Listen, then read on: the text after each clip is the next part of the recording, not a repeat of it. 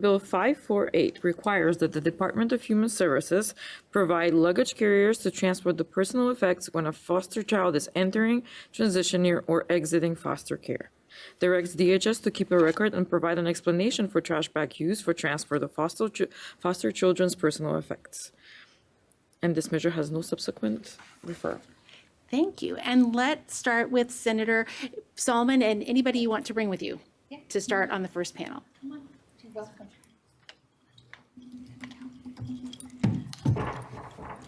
You want to wait? Yeah. Okay. Yeah, no worries. Chair Gelser and members of the committee, hello, I'm Janine Sollman for the record. I am the state senator for Senate District 15, which includes Forest Grove, Cornelius, Hillsborough, and the Rock Creek area of Washington County. I am really glad to be here today in support of Senate Bill 548. So this bill is a result of many years of behind-the-scenes work.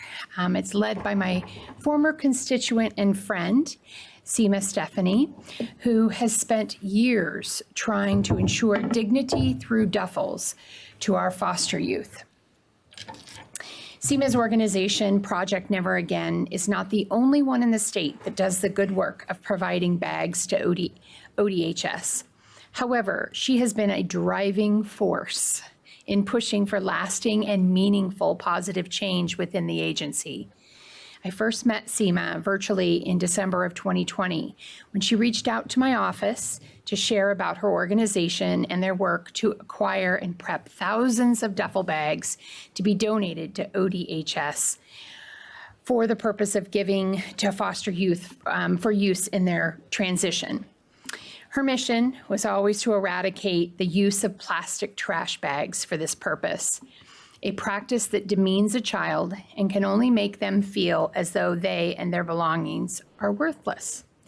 Now, her mission and her story immediately resonated with me. So, my friends, trauma is like an onion, and you never know when a layer will peel back and expose yourself to pain or tears. And this resonated with me because I come from a home of where domestic violence was present. And one night when I was forced to pack all my belongings in haste, I stuffed those items in a trash bag. And I darted out the door with my mom and our parakeet in a cage, and I headed to a hotel.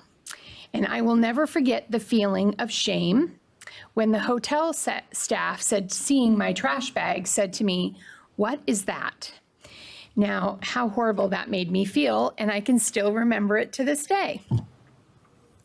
This is not a feeling I want for any child to have to go through, let alone those that we are entrusting in the care, in their care.